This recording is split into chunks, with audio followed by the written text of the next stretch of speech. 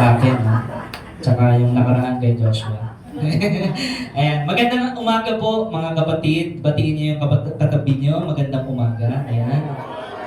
It's always good, no, na talagang magsama-sama tayo para sa salita ng Diyos, para magpulit magpasalamat sa Panginoon. Amen.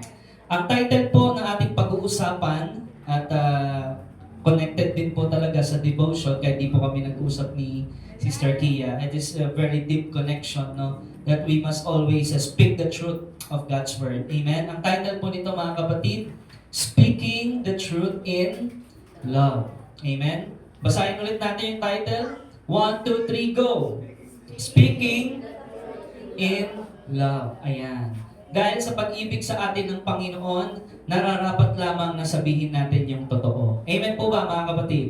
At nung nakaraan, pag-aralan po natin yung Acts chapter 4. Amen. So sino dito yung nagbulay-bulay ng Acts chapter 4? Amen. Yung sa bandang huli pong verse ng Acts chapter 4, kung babasahin po natin mga kapatid, ay talagang naging generous ang bawat believers. Everybody say, generous.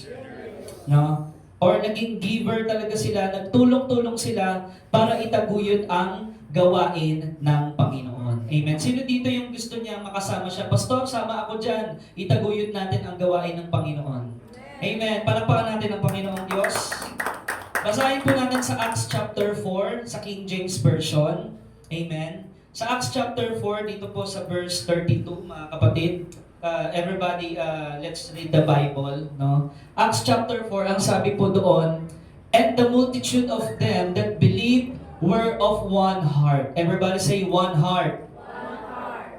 And of one soul. Everybody say one soul. One soul. Talagang iisa sila. Yung talagang pananampalataya nila, nagkaisa sila. Neither said any of them that aught of the things which he possessed was his own, but they had all things in common.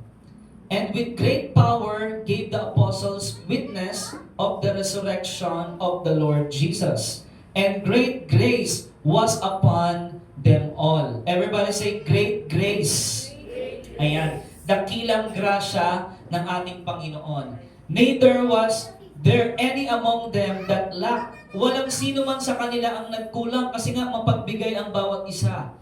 For as many as were possessors of lands or houses sold them. So yung mga bahay, yung mga ari-arian ng mga believers ay binenta nila. Amen? Para sa gawain ng Panginoon. At ang sabi doon, they sold them and brought the prices of the things that were sold. At dinala nila yon sa panambahan sa kanilang gathering. And laid them down at the apostles' feet, and distribution was made unto every man according as he had need.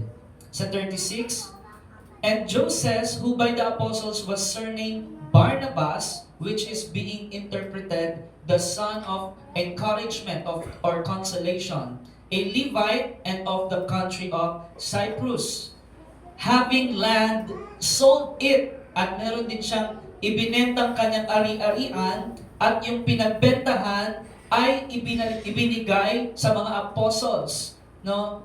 And the certain man named Ananias, with Sapphira, his wife, sold also a possession. So, ang konteksto po ng bandang huli ng Acts chapter 4, nagkaisa po ang mga believers. Everybody say, unity.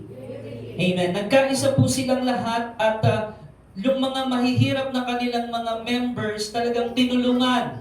Amen. Everybody say, helping one another. Ayan. Ibinenta nila yung kanilang ari-arian para sa panambahan, para sa gawain ng Panginoon, at tinulungan nila yung kapatiran ng mga walang kaya. Amen. Yun po yung konteksto nun. At sa chapter 5 na po tayo, ang sabi dito, subalit mayroong mag-asawa na nagbenta ng kanilang ari-arian. Si Ananias, ang pangalan ng lalaki, at si Sapphira naman ang babae. Hindi ibinigay ni Ananias sa mga apostol ang buong pinagbilhan na sinang-ayunan naman ng kanyang asawa. Isang bahagi lamang ang kanilang ipinagkatiwala sa mga apostol. Kaya't sinabi ni Pedro, Ananias, bakit ka nagpadala kay Satanas at nagsinungaling ka sa Espiritu Santo? Bakit mo binawasan ang pinagbilhan mo, no, ng lupa? Bago mo ipinagbili ang lupa, hindi ba sa iyo iyon? At nang maipagbili na, hindi ba iyo rin ang pinagbilhan? Bakit mo naisipang gawin yon? Hindi ka sa tao nagsinungaling, kung hindi sa Diyos. Nang marinig ito ni Ananias, siya'y nalagutan ng hininga at bumagsak. At lahat ng nakabalita sa pangyayaring iyon ay pinagharian ng matinding takot.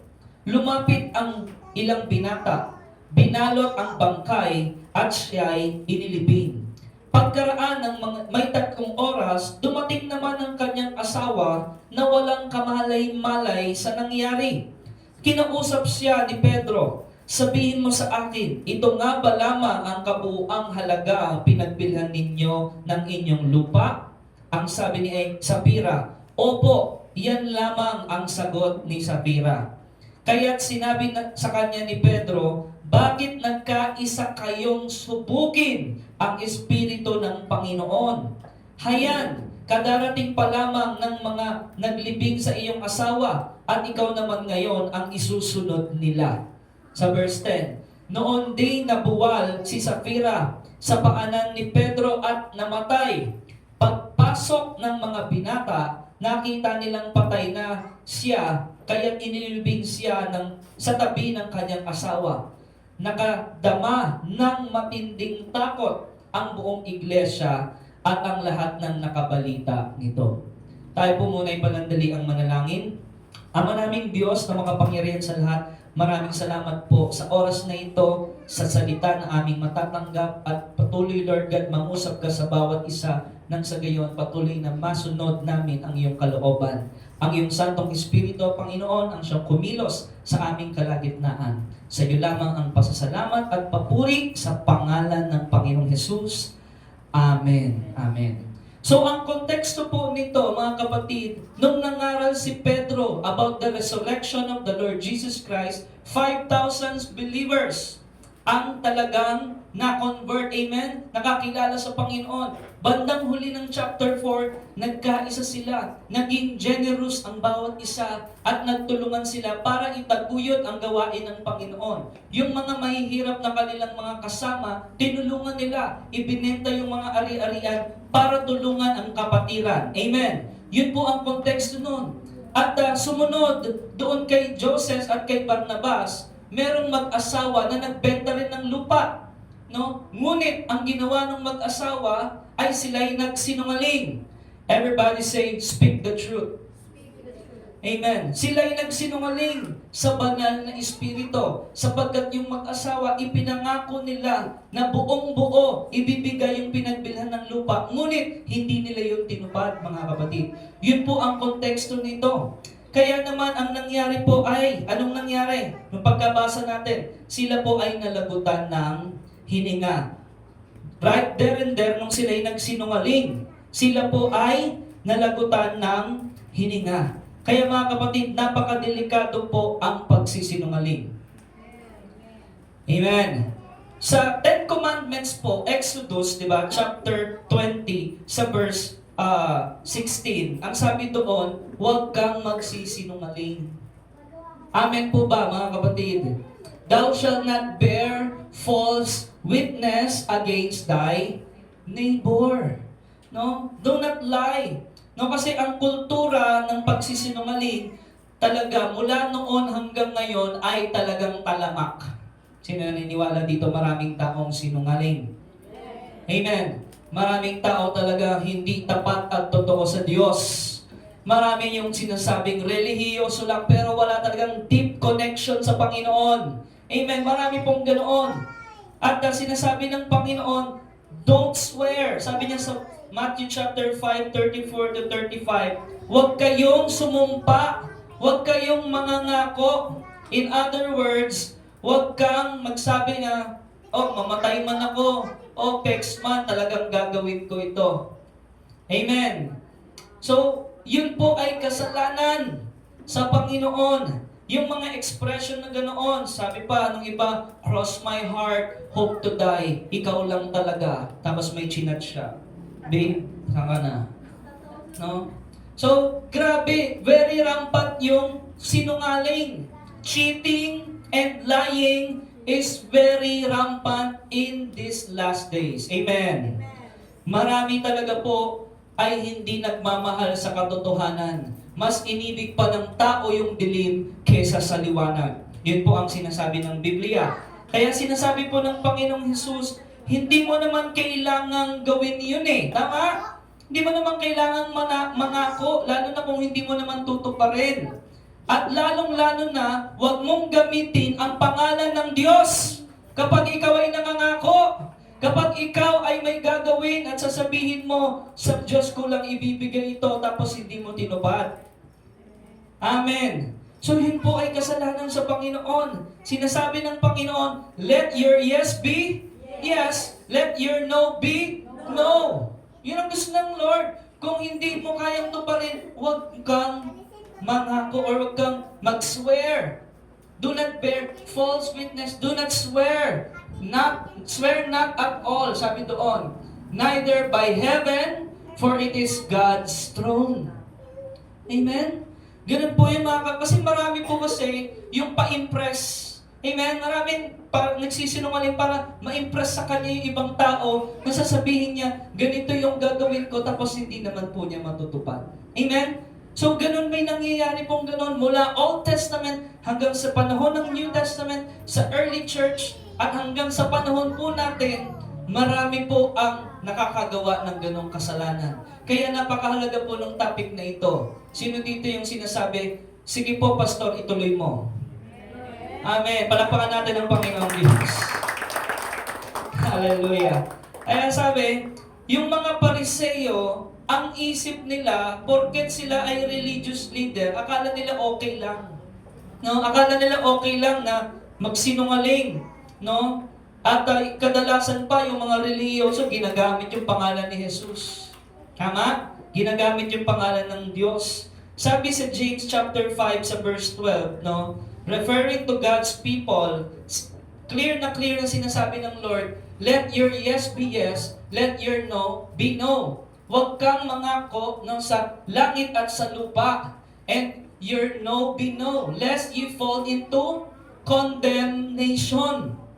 Malinaw po ba mga kapatid? Sapagkat si Ananias at si Sapphira ay nagsinungaling. Hindi kay Pedro, hindi doon sa mga kapatiran, hindi doon sa church, kung hindi sa banal na Espiritu. Amen. At ang sabi po sa Biblia, no, mas mabigat yung kasalanan na magawa mo sa banal na Espiritu.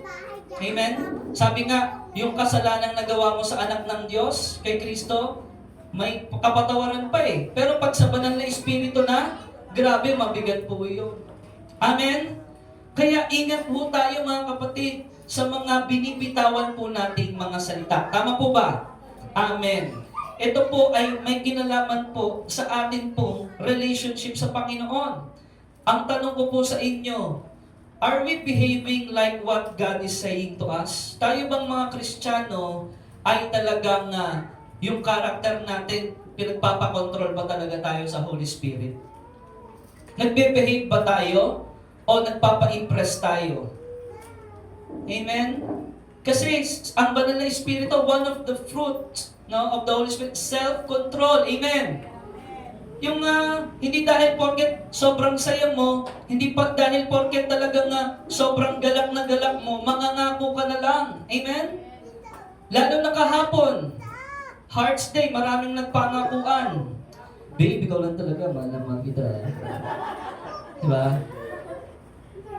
Kahapon talaga, no, ang daming nagbigayan ng bulaklak, nagbigayan ng tsokolate, no?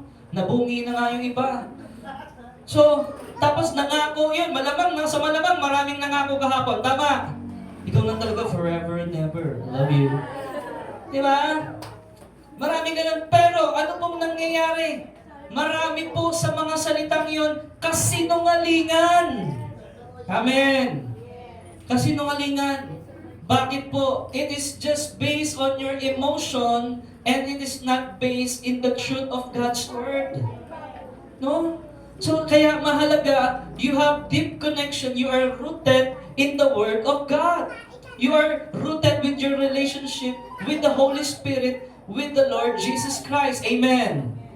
Nang sa gayon mga kapatid, makontrol o magabayan tayo ng Lord kung ano yung mga dapat sabihin at kung ano yung mga hindi dapat sabihin. Amen. Ano po yung title natin? Speaking the truth in love. Kung totoo tayong nagmamahal sa Diyos at sa ating mga kapatid, magsabi tayo ng katotohanan. Magtapatan tayo. Amen? Kasi alam ng Diyos di ba? Kung ano yung puso natin. Alam ng Panginoon kung ano yung talagang sinasabi natin, kung totoo ba ito o hindi, no? Sino dito yung hindi pa nakapagsinungaling sa buong buhay niya? Yung buti na lang, umamin kayo kasi kung sinabi nyo, ako, baka mabuwal kayo dyan, ano? No. Kasi ganun po yung nangyari sa Biblia. Tama po ba? Ito yung totoong senaryo, ito yung totoong nangyari. Amen po mga kapatid. No? Na marami, di ba? Minsan tatanungin mo, bakit late ka? Diba? Tatanungin mo pa yun sa tao ko. So marami siyang dahilan. Pero hindi naman talaga yun yung totoo. Ayan po ba mga kapatid? No, minsan marami tayong mga ganoon. Sabihin na lang natin yung totoo. Tama ba? Nang sa gayon hindi po tayo magkasala. No? Sino dito yung sinasabi, Pastor, guilty ako dyan? Ayaw mami. Amen. Sino dito yung nagsasabi, Pastor, guilty ako dyan? No? Sino po dito yung nagsasabi, Pastor, itigil mo na yan? O sino dito yung nagsasabi, sige Pastor, ituloy mo pa?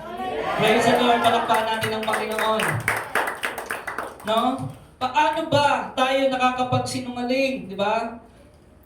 Boss, I'm on my way. Yun pala sa CR. Di ba? Di ba? Sister, brother, papunta na kami. Medyo na-traffic lang talaga Pero yung daan, klaro-klaro. Natatawa tayo, ano po? Kasi yun ang nangyayari talaga no? Na sinasabi, I'm on my way pero palabas pa lang ng bahay. Hinahanap pa yung namimili ka pa. Anong sapatos kaya dito? Diba? Yun talagang pipiliin ko. No? So, tapos yung pa, sinisisi pa. Kasi, traffic talaga. Kasi, di ba? So, gano'n. Tapos minsan kapag in-invite mo, lang, sige, punta ako. Talaga, sure, go. Sure ako dyan, no? Tapos nung dumating na yung araw, saan na? Sino ito nakaranas ng gano'n? Amen. Ano yung title natin? Speaking the truth in love. Di ba? So, may mga ganoon po. Kaya, marami nagsisinungaling para protektahan yung sarili niya. Amen. Sino dito yung gano'n? Nagsisinungaling para protektahan mo yung sarili mo. No? And sometimes, hindi mo sinasabi yung buong information. Half-truth lang. No? Are we guilty? Amen. Ayaw sumagot ng iba. Are we guilty? Amen. No? So, ang dami natin pong mga ganyan. No? Kaya napakahalaga yung salita ng Diyos na talagang mag-ugat sa buhay natin nang sa gayon maiwasan po natin yung mga ganoon. Lalo na yung pagsisinungaling sa Diyos. Pagsisinungaling sa church. Amen. Isipin mo, hindi ka nagsinungaling kay pastor, hindi ka nagsinungaling kay brother or sa elders. Sa church. Sino yung church? Si Lord din yun. Amen. Nasasabihin mo, pastor, hindi kami Ano lang kami, friends lang kami talaga, pastor. Talagang Tapos kamukatan mo, ba't nabuntis ka? Okay, sige. Diba? Parang gano'n Sino dito yung sinasabi, pastor, itigil mo na? Or sabihin mo, pastor, ituloy mo pa, sige. Amen, hallelujah. No? Marami pong gano'n Diba? Na sabi, hindi, wala talaga kami. Like, we're break, there's no tomorrow. Diba? Ganoon Pero kanino tayo nagsisinungaling pag ganoon? Una, alam talaga ng Diyos yun Amen po, mga kapatid. Kaya sabihin mo sa katabi mo, alam mo na. Alam mo na. Di ba? Alam mo na, Ikaw, Di ba? So, sabi doon sa Matthew chapter 12, 36, 37. Basahin natin. Let us read the Bible, everyone. Amen. Matthew chapter 12, verse 36. But I say unto you, that every idle word that men shall speak, they shall give account thereof in the day of judgment. Sabi sa verse 37, for by thy words thou shalt be justified, and by thy words thou shalt be condemned. Kaya ingat tayo sa mga sinasabi natin. Yung mga istoryahe, yung mga kwento-kwento, yung mga chismisan. Amen po, mga kapatid. Ang maganda dapat lagi natin pag-usapan yung aral ng Panginoon. Praise the Lord. Amen. Ang maganda laging pag-usapan natin yung testimony na kabutihan ginawa sa atin ng Lord. Amen. No? Yung walang halong sago. Walang halong kasinungalingan. Amen, mga kapatid. There will be a day of judgment. Sino dito naniniwala lahat tayo haharap sa Diyos? Bawat isa sa atin. Amen. So, kaya ito ang standard ng Panginoon.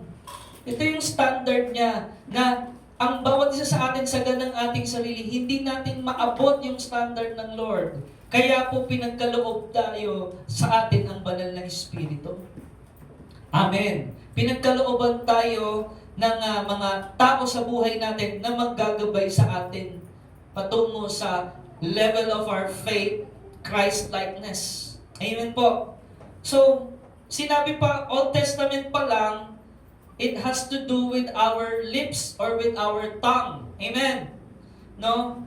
Yung mga slander, yung mga paninira, yung mga kasinungalingan, yung mga chismisan, no, na dapat yan ay maiwasan. Yung mga fabricate information, di ba, pinapamulaklak mo, pinapaganda mo, at ayaw mong sabihin yung totoo. No? Kasi ano po ba yung sinasabi sa Bible na gossip? Gossip is either you're telling the truth or not. No? The word gossip, ang ibig sabihin nun ay bulong. Bulungan mo nga yung katabi mo. Sabi mo, hello. Ibig sabihin ng gossip o chismis sa ugat ay bulong. Yan. Sino mahilig magbulungan dyan? Hallelujah. It's like saying, hey, this is just, sasabihin pa sa'yo, no? Sa atin lang to. Talagang, alam mo, talagang nakita ko siya. Kasama niyo, bumubulong eh. Di ba? Pag bumulong na yon, alam mo na yon. Sabi mo sa katabi mo, alam mo na. Alam mo na. Alam mo na, no? Alam mo na yon, no? May halong ano na yon. Kasi nangalingan na yon. Sino dito talagang gusto sabihin sa akin, Pastor, sige ituloy mo talaga. Amen. Hallelujah. Are we on the same page, mga kapatid? No? Ito po ay talagang aral ng Lord. Noong una pa lang, there's a lot of warning about lying. Sabi pa nga sa Proverbs, God hates lying. Amen? A lying tongue, talagang ayaw yun ng Lord. Paano magkakaroon ng papalitan yung lying tongue? Siyempre dapat rooted ka in God's Word. Kasi yun ang totoo eh. Word of God. Malaki po ang nagagawa ng salita ng Diyos sa buhay natin. Yung mga kasinungalingan nawawash out. Amen? Nawawala yan. Pinapalitan yan ng Lord ng katotohanan sa kapangyarihan ng banal na Espiritu. Bibigyan ka ng lakas ng loob, aalisin yung takot mo, at magsasabi ka ng totoo. Amen po, mga kapatid. Kaya, sabi dito, no, doon sa teksto natin, mga kapatid, si Sapphira, tsaka si Ananias, talagang may problema sila. Alam mo kung saan? Sapphira. May problema sila doon. Kasi nga, nagsinungaling sila about sa pera. Oo, hindi nyo nag-gets yung joke talaga. No? Parang tumatanda na yung joke ko. Oo. Pero it's not just a joke, it is true. Yung totoo naman may problema sila pagdating sa pera. Na kapag nandiyan na yung pera, wala na si Lord. Na nakalimutan na si Lord. Amen! So marami talaga nababago ng pera, nababago yung tao, no? Basahin muna natin yung Proverbs 12:22. Ang sabi po dito sa Kawikaan 12:22, lying lips are abomination to the Lord, but they that deal truly are His delight. Yung talagang nagsasabi ng katotohanan, naliligayahan doon ng Diyos, naluluwalhati, no? Ang Panginoon doon. So God wants us to be faithful. Sabihin mo sa katabi mo, be faithful. Amen. And God wants us to be trustworthy. Yung katiwa-tiwala. Tingnan mo nga yung katabi mo kung katiwa-tiwala yan. Praise the Lord. Amen. No, yun ang gusto ng Panginoon eh. Trustworthy and faithful. No? Everybody say faithful. Everybody say trustworthy. Ayan. At mula pa nung una hanggang pinangaral din ng Panginoon na alam mo ba, sabi sa John 8:44, si Satanas ang ama ng kasinungalingan. Hallelujah. Talaga palang napakabigat ng pagsisinungaling. Ang sabi doon, ye are of your father the devil, and the lust of your father ye will do. He was a murderer from the beginning, and abode not in the truth, because there is no truth in him.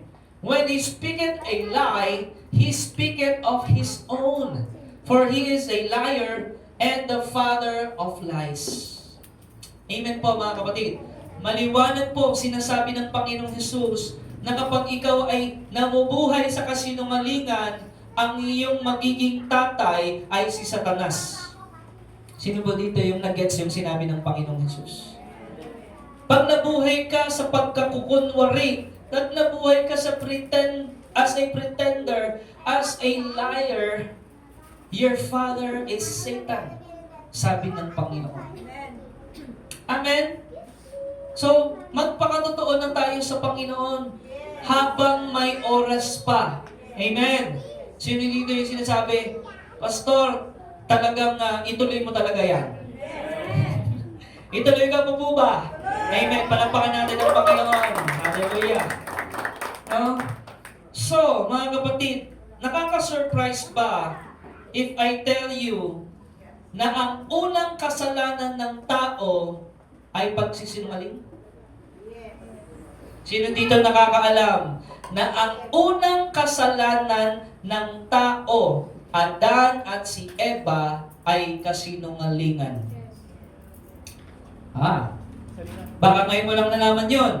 The first sin of humanity is lying. No? Sabi doon sa Genesis, balikan natin yung Genesis chapter 3, verse 1. Anong sabi doon? Now the serpent, everybody say serpent. Ano yung serpent? Yung ahas, si Satanas yun. The serpent was more subtle than any beast of the field which the Lord God had made. And he said unto the woman, Yea, hindi ba sinabi ng Diyos, huwag yung kakainin, you shall not eat of every tree of the garden? Sabi sa kanya ng ahas. No? Tinwis yung salita ng Lord. And the woman said unto the serpent, We may eat of the fruit of the trees of the garden, but of the fruit of the tree which is in the midst of the garden, sabi ng Lord, ye shall not eat of it, neither shall ye touch it, lest ye die. Diyan po muna. Yung conversation ng ahas at ni Eva, katotohanan ba lahat ng pinagsasabi nila sa isa't isa? Amen?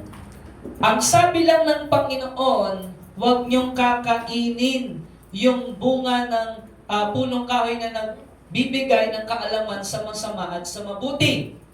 May sinabi ba ang Panginoon, huwag mong hihipuin yon at ikaw ay mamamatay? May sinabi bang ganon? So may dagdag na.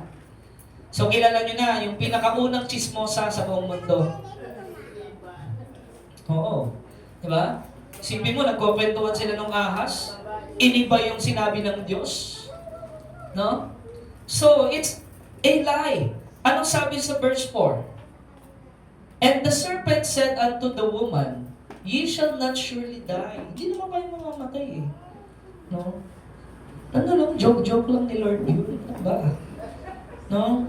Hindi naman malalaman ni Pastor eh. Sige, tayo na ha. Yes. No? Verse 5.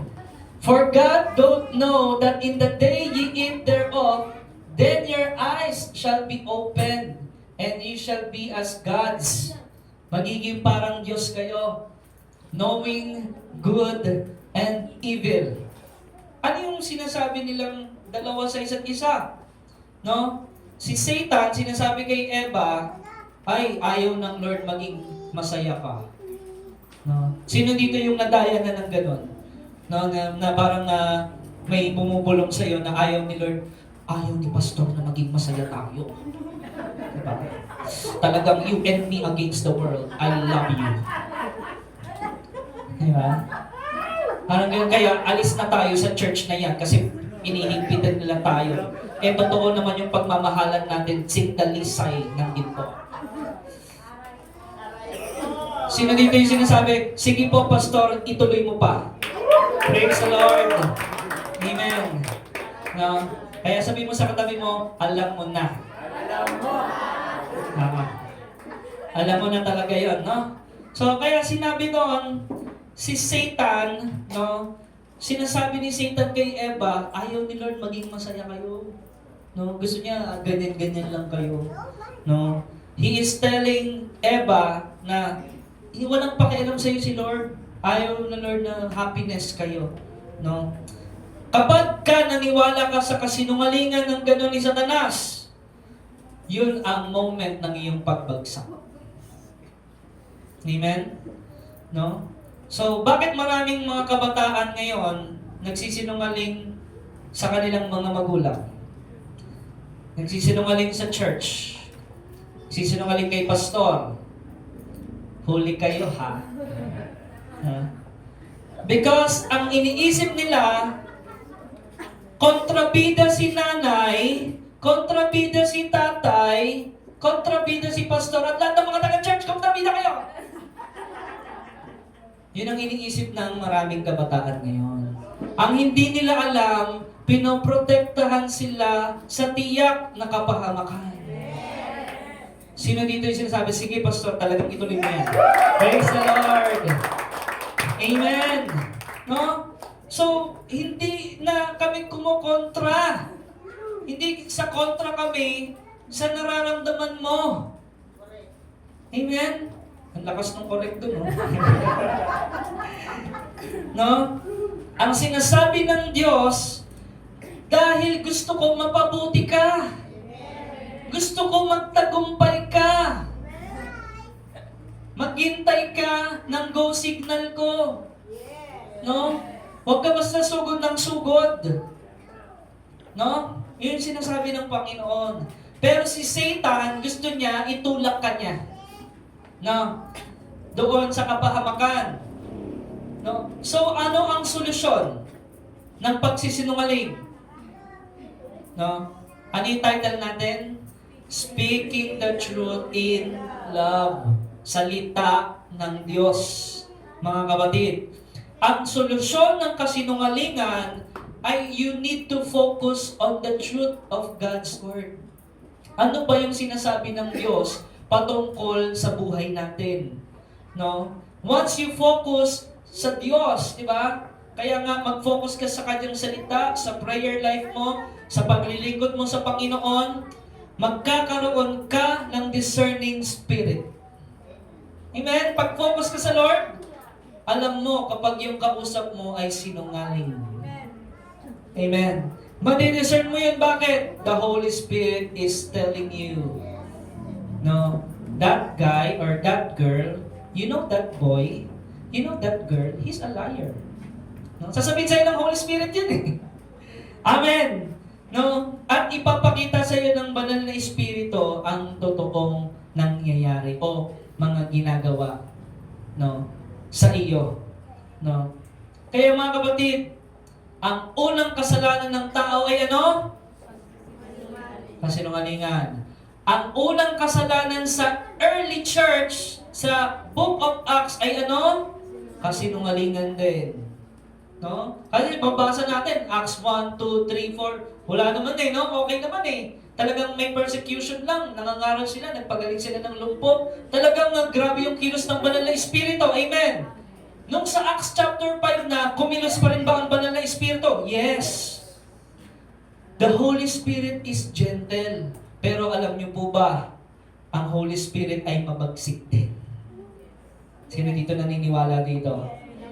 Mabagsik ang banal na Espiritu sa mga taong sinungaling. Amen? Grabe yung bagsik na, no? Nung pagkatapos magsinungaling ni Ananias, nawala na siya. Namatay na siya. Sabi sa 10, nooy din nabuwal si Sapphira sa paanan ni Pedro at namatay. Pagpasok ng mga binata, nakita nilang patay na siya. No? Kakalibig lang ni Ananias, pagdating na Sapphira, siya naman yung nagsinungaling. Kasi ang ginawa lang naman ni Pedro, nagtatanong eh. Di ba? Malalaman mo pag yung tao nagsisinungaling, pag nagtanong ka. Amen? Wala ka, yung tanong mo, napakasimple, ang dami na niyang sinabi. Di ba? Ang tanong mo lang, siguro 4 words, saan ka nang galing kagabi? Yun lang, no? Tapos ang dami niya nang sinabi. Alam mo kasi ganito eh. Tapos pumunta pa kami na, tapos yung sa may Alphamart, may asong malaki. Tapos doon sa may 7-Eleven, medyo nadaan kami doon. Ang ganda, sale kasi.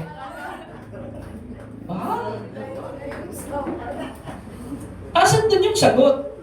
Eh, ang tanong lang naman, saan ka nanggaling kagabi? 4 lang, di ba, na words? Sa dami mo nang sinasabi, bumubula na yung bibig mo. No? Isang sign na talaga yun na nagsisinungaling yung tao. No? The first sin on the early church was exposed. Everybody say exposition. No? Huwag mo nang hintayin na expose tayo ni Lord. No? Ngayon pa lang, aminin mo na yung totoo. No? Bakit? Kasi at the end of the day, si Lord din ang kikilos talaga eh. Amen? So, kaya kung meron tayong pag-ibig at may takot tayo sa Diyos, let our yes be yes, let your no be no. Ang konteksto nito, ang chapter 5 na ito mga kapatid, talagang mga generous sila, di ba? Nagbibigayan, nakita niyo si Joseph or si Barnabas, talagang binenta nila yung kanilang ari-arian. Eh, itong si Ananias tsaka si Sapphira, gusto ng attention, bida-bida. No? Na, ay, hindi, kaya din namin magbenta at magbigay sa kapatiran, mas malaki yung sa amin. Apostle Peter, knock. Oo, alam mo yung binigay ni Barnabas, kakakating lang yun, di ba? Kasi sa amin talaga mayaman kami eh. So kaya talaga, pag nabenta namin to, alam mo kung ano, buong-buo, 10 million. No? Wala kaming ibang bawas dito, Apostle Peter. Talagang sa church talaga to kasi alam talaga namin, gusto talaga namin, wow, advancement of the kingdom of God. No? Parang ganun yung pagkakasabi ni Ananias at ni Sapphira. Talagang pa-impress, diba? Payabang. Nang pagdating na, okay, naibenta na, love, alam mo, masyadong malaki ata itong 10 million. Siguro dapat mga 500K lang. Kasi talagang, kaya naman na nila yan. Yung mga, mayayaman naman na yung mga kapatiran natin, di ba? Na talagang mayayaman na sila. So siguro, magdagdag na lang tayo. Siguro hindi na 500K, mga 5K na lang. Di ba? Yung idagdag natin dito sa 10 million. Kasi nga, di ba, syempre, kaya naman yan nila pastor eh, di ba? Sino dito yung sinasabi, ituloy mo nga yan, pastor? Praise the Lord! O sino dito yung nagsasabi, pastor, tama na po. Yeah. So, ayan po yung mga pangyayari na reality. Amen. Sabi doon sa verse 3, balik tayo sa verse 3, nagsasalita si Pedro dito eh. Si Pedro yung leader nila ng panahon na yun. Sabi ni Pedro, Ananias, nagtanong, di ba? Bakit nagpadala ka kay Satanas? Sino ba yung bulong na yan? Bakit nagpadala kay Satanas? At nagsinungaling ka sa Espiritu Santo? Bakit mo binawasan ang pinagbilhan mo ng lupa? Yun ang tanong, di ba? Simple yung tanong. Di ba? Simple eh. No? Anong sabi doon sa verse 4? Bago mo ipagbili ang lupa, sabi ni Pedro, di ba sa iyo naman yun? Sa inyo yun, may pumilit ba? May pumilit ba? Wala. At nang mapagbili na, di ba sa iyo naman yung pera na pinagbilhan? May pumilit ba? Walang pumilit.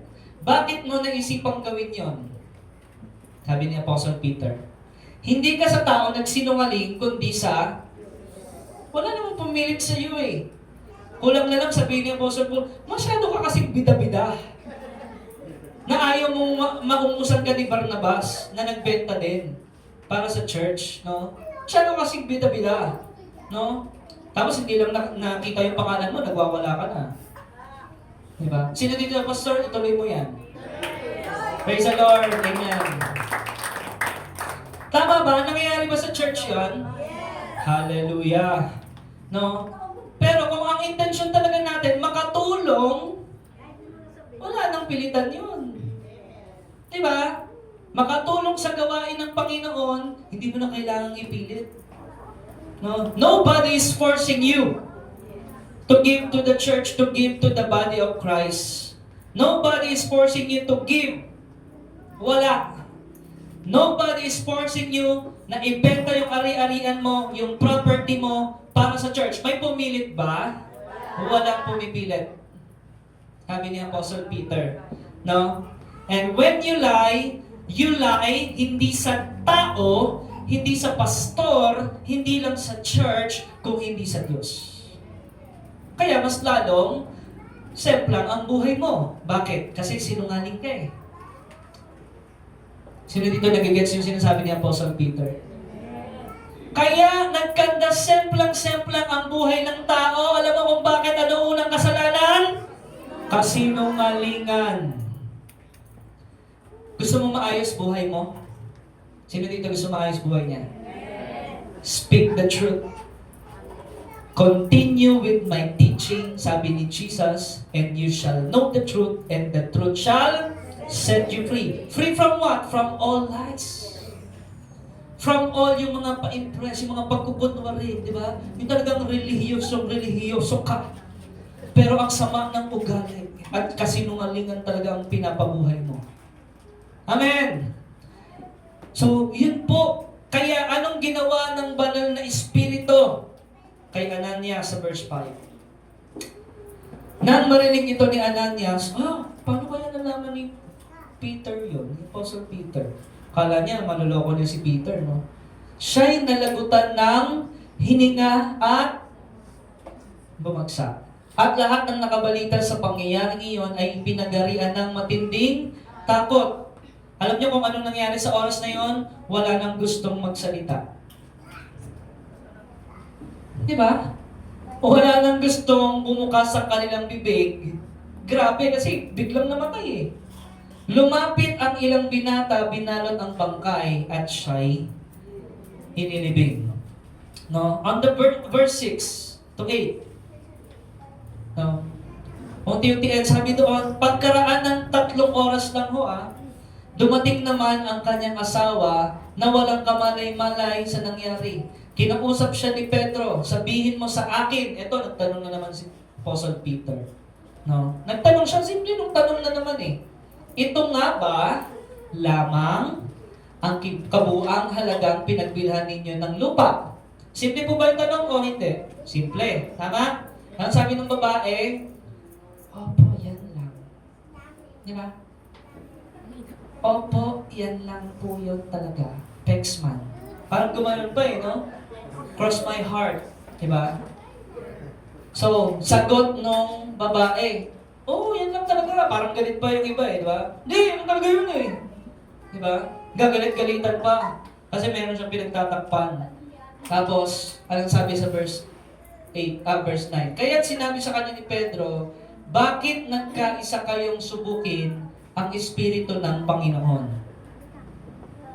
Grabe, no? Sino po yung inagrabyado nila? Sino yung inoffend nila? Holy Spirit. Kapag ina-offend mo ang Holy Spirit, hindi lang siya basta nag-grieve. No? Na-offend. Bakit mo sinubok? Di ba? talagang tahasang pagsisinungaling. Hayan, kadarating pa lamang ng naglibing sa iyong asawa, sabi ni Apostle Peter. At ikaw naman ngayon ang isusunod nila. Grabe po, no? Harsh po ba si Apostle Peter? O nagsasabi lang siya ng totoo? Minsan kasi, pag nagsasabi ka ng totoo, ang dating sa ibang tao, napakalupit mo naman, pastor. Amen? Napakalupit mo naman, pastor. Kung pagbintangan mo naman kami. Pero nagtatanong lang naman. Tama? Nagsasabi lang naman ng totoo. Pero ang dating doon sa mga sinungaling, alam mo ang dating ng totoo sa mga sinungaling? Sila yung pinupuntirya mo. Pero kung hindi naman ka talaga nagsisinungaling, bakit ka apektado? Diba? Bakit ka nagre-react? Bakit ka nagwawala? Sino dito yung sinasabi talaga, Pastor, ituloy pa natin to. Amen. Praise God. Hallelujah. No? Kaya sabi, lying is so dangerous. At hindi lang dangerous, lying is contagious. Nakakahawa ang pagsisinungaling. No? Kasi silang dalawa, nung asawa niya, nagkaisa sa pagsisinungaling. No? Which is, ang nais ng Panginoon, magkaisa tayo saan? Sa katapatan, katotohanan. Amen? So, ang blessing po ng Panginoon, available. Tama po, every day. His grace is sufficient. His provision, His healing. Diba? Nandiyan lahat yon. Those are the benefits of the resurrection. Amen? Eternal life, salvation, forgiveness. Nariyan na lahat. Papaano yun makiklaim ng isang tao? Sa pag-amin ng katotohanan. Pag-amin ng kanyang kasalanan. Amen? Kaya sa atin po mga kapatid, nais ng Panginoon, we must be careful of what everything we say. No? Na marami po kasi eksaherado. No?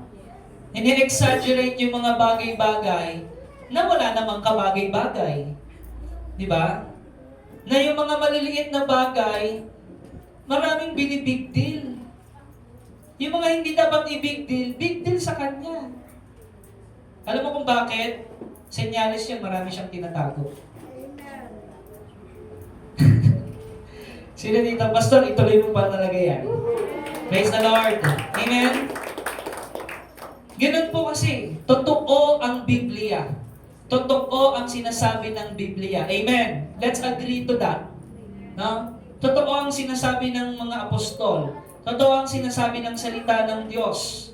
No? Na maraming tao, ini-exaggerate yung mga bagay-bagay, binibig deal yung mga bagay-bagay, tapos pagdating doon talaga sa big deal, wala siyang pakialam. Sa totoo. Amen? So kailangan, let's focus on the truth. Let's focus kung ano yung kalooban ng Panginoon na dapat nating gawin. No? Yung mga hindi dapat nating gawin, huwag nating pakialaman yun. No? Huwag nyo pakialaman yung buhay ng may buhay. Amen? Ipanalangin nyo sila. Amen. No? Ang gawin natin, itaas sila sa Panginoon. Amen? At kung ikaw naman yung hininga ng advice, ibigay mo yung katotohanan ng advice. No? O kapatid, huwag kang masasaktan ha, kasi ito talaga totoo eh.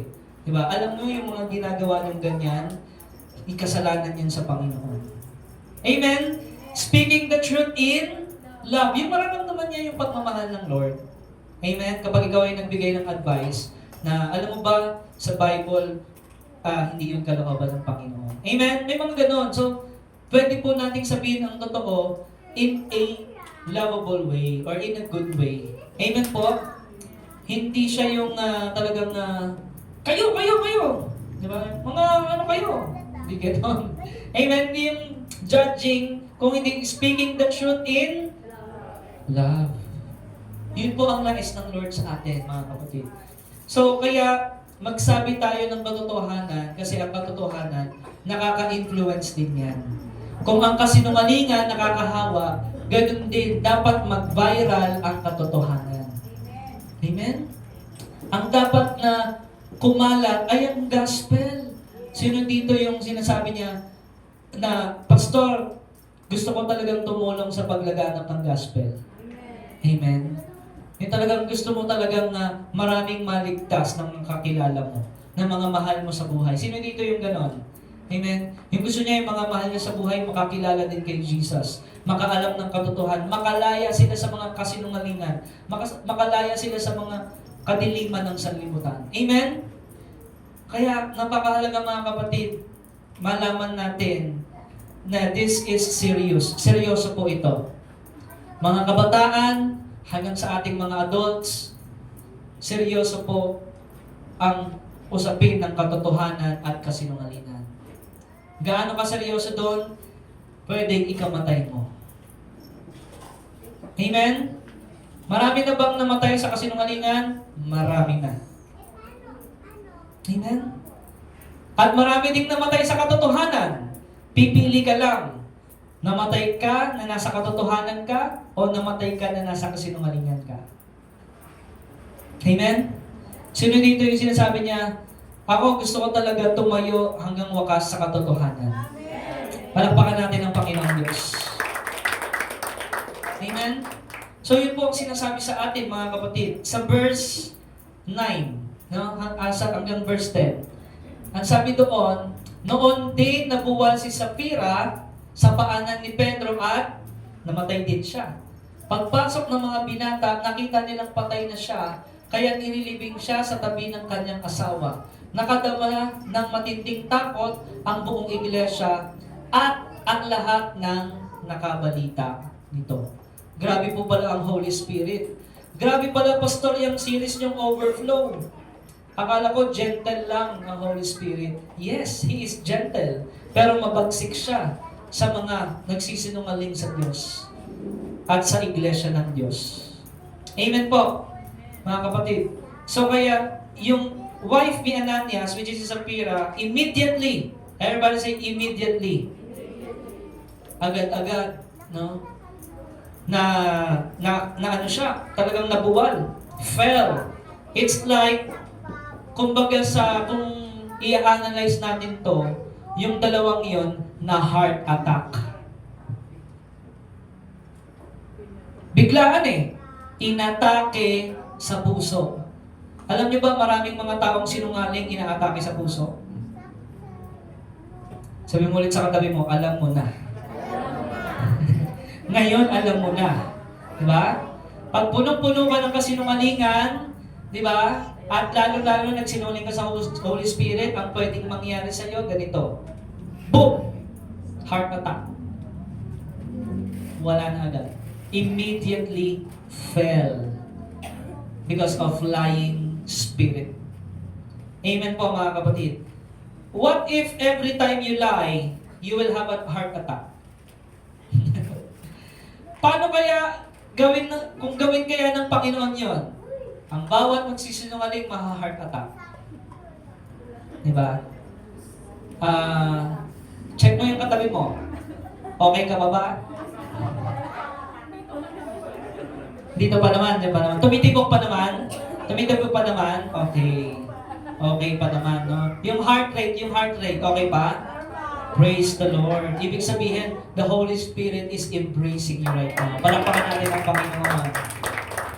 Sino ang may hawak ng tibok ng puso? Ang Diyos, mga kapatid. No? So, paano kaya, no? Ilan kaya sa atin naririto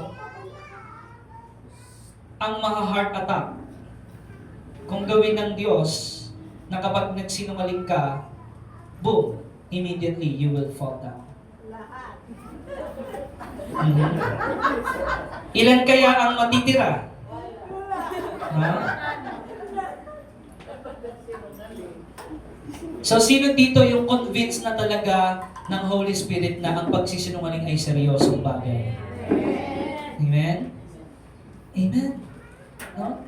Kaya, speak the truth, kapatid, in love. No? So kaya nga, you need to deal with yourself. No? Sabihin mo sa sarili mo, makinig ka sa Lord. Sa sarili mo, hindi sa katabi mo ha. Sabihin mo sa sarili mo, sige, sabihin mo ngayon, makinig ka sa salita ni Lord. Amen? Kasi yung mga kasinungalingan sa paligid mo, nakakahawa yan. Huwag mong pakinggan. No? Sabihin mo, stop. Diba? Huwag mo isarado mo yung tenga mo sa mga kasinungalingan sa kapaligiran mo. Kapag may bumulong sa'yo, pitikin mo yung ilong. Huwag kang mulong ng mulong ha. Iba yung kinukwento mo sa akin. Diba? Pero mamaya na ng after service. Baka gumanong ka pa ha. Baka humirit ka pa ng gano'n na Mare, anong latest ha? Huwag dito makikita, marinig tayo ni Pastor ha. Baka gano'n ha. Amen? So, sino dito yung talagang convinced na ang Panginoon, ang Holy Spirit talaga ang nag-aayos ng ating bilang? Palakpakan natin ang Panginoon. Buti na lang, kay buti ng Diyos, may solusyon ang lahat ng bagay. Si Lord pa rin ang nag-aayos sa atin, nag-iintindi sa atin, umuunawa sa atin. Amen? So, ganoon mga kapatid. Kaya, let's be careful, no? On the other hand, anong sinasabi ng Panginoon? Hebrews chapter 6, verse 17 to 18. Sa King James Version, basahin natin. Sa Hebreo chapter 6, let us read the Bible in verse 17. Gayon din naman, pinagtibay ng Diyos ang kanyang pangako sa pamamagitan ng panunumpa. Nanumpang ang Diyos, nangako ang Diyos, upang ipakita sa kanyang mga pinangakuan na hindi mababago ang kanyang layunin. Amen. Sa verse 18, hindi nagbabago at hindi nagsisinungaling ang Diyos tungkol sa dalawang bagay na ito. Ano yung dalawang bagay, Pastor? Ang kanyang pangako at sumpa. Everybody say, promise and curse. Hindi nagbabago, no? Immutable things in which it was impossible for God to lie. We might have a strong consolation, who have fled for refuge to lay hold upon the hope set before us. Ano po yung hindi nagbabago? Pangako ng Diyos, salita ng Diyos, at yung sumpa ng Diyos. Amen. Hindi nagbabago yan. Prinsipyo yan. Principle yan, kapatid. Kung ano ang iyong itinanim, siyang iyong aanihin. Amen? Kaya tayong nakatagpo, ang sabi sa Tagalog, tayong nakatagpo ng kanyang kalinga, praise the Lord, nakatagpo ng kanyang kalinga ay panatag ang loob na umaasa sa mga pangako niya. Palakpakan natin ang Panginoong Diyos. Sino dito talaga yung pinanghahawakan yung katotohanan ng pangako ng Diyos sa buhay niya? Praise God. Hindi nagbabago yun, kapatid. No? Ano mang season, ano mang mangyayari sa kapaligiran mo, ano mang panahon, hindi nagbabago ang pangako ng Diyos sa iyo. Kaya ang sabi doon, sa Kanya ka umasa. Kaya tayong nakatagpo. No, everybody say, encounter. Yan. We encountered or nakatagpo ng kanyang kalinga. Everybody say refuge. Ayan. Yung pagkalinga ng Diyos. Si Lord ang yumakap sa atin. Di ba? Si Lord ang unti-unting nagbago ng dilag natin, nagbago ng puso natin, nagbago ng isip natin, ng mindset natin. Amen. Kaya, mga kapatid, sa kanyang kalinga, tayo ay pumanatag yung ating kalooban at umasa sa pangako ng Diyos. Amen? Imposible magsinungaling ang Diyos. Yun ang pinaka-imposibleng mangyari. Amen? God wants you to know ang kanyang mga pangako, promises are true and certainty and sure. Amen. Sino dito yung nakakaalam talaga ang salita niya, pangako niya ay totoo? Amen? Hindi ka pababayaan ng Diyos. Pag sinabi ng Lord, I will protect you. Sinabi ng Lord kay Abraham, I will bless you so you will be a blessing. Sinabi ng Lord kay Abraham, susumpain ko yung mga sumusumpa sa iyo. No? Sinabi ng Panginoon, huwag kang maghiganti, akong bahala sa iyo. Yung mga chumichismis sa iyo, mga naninira sa iyo, akong bahala sa kanila. Sino dito yung panatag ngayon? Pumalakpak sa Panginoon. Amen?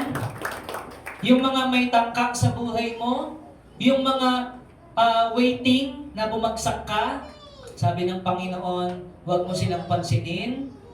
Andito ako, focus ka lang sa akin. Amen? Sa Kanya tayo umasa. Kasi maraming mga sinungaling sa paligid talaga. No? Maraming mga pandaraya. No? Mga mabulaklak. Maraming nangangako. Pero napapako. Pero ang pangako ng Diyos ay talagang matutupad. Totoong totoo. Amen? Sa last verse, mga kapatid, no?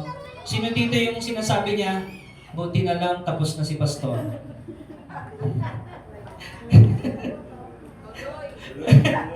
Sino dito yung sinasabi niya, buti na lang nalaman ko to? Pumalakpak sa Panginoon. Amen. Hallelujah. Sa Titus, chapter 1, verse 2. No? Titus chapter 1 sa verse 2, ang sabi dito, God promises are sure. No? Titus chapter 1 sa verse 2. Sabi po dito, nais ko pong basahin ito sa Tagalog, ano, mga kapatid. So, sa chapter 1 ng Titus, sa verse 2. Sabi doon, at bigyan sila ng pag-asa sa buhay na walang hanggan. Bago palikhain ang sanlibutan, ang buhay na ito ay pangako na ng Diyos na kailanmay hindi nagsisinungaling. Sabi doon, in hope, everybody say hope. Ayan. In hope of eternal life, pangako yan ng Panginoon sa lahat ng sumampalataya, which God that cannot lie, promised before the world began. Mula pa nung simula, ang pangako ng Diyos ay hindi nagbabago kailanman. Amen? Kaya nga mga kapatid, pwede ka nang pumanatag ngayon ang iyong kalooban. The entire Bible is founded in truth. Amen? Kaya mahalaga, mayroon ka talagang Bible, no? Mayroon ka talagang personal Bible sa iyo. Because this is founded in truth and integrity of God. Makikilala mo ang Diyos kung sino talaga siya. God is truth and He expects His people to be truthful. Ano yung expectation ni Lord sa atin? Magpakatotoo. No? Only in the Bible, makikita mo yung standard ng tama at mali. At nalaman natin ngayon, pinagbabawal ng Diyos ang pagsisinungaling. No? Nakakalungkot lang, merong religion, okay lang sa kanila magsinungaling. No? Na sinasabi nila, basta po protekta naman sa iyo, sige, okay lang magsinungaling ka. Basta protektahan mo lang yung sarili mo. Merong nagtuturo na gano'n. Pero, in the entire Bible, mga kapatid, ang tinuturo sa atin, pinagbabawal ng Diyos ang pagsisinungaling. Let your yes be yes, let your no be no. No? Sa pangako ng Diyos, tayo po ay umasa.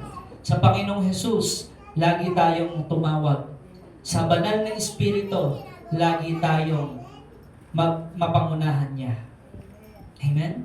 That's why I want to invite each and every one, mga kapatid, na tumayo ngayon. No?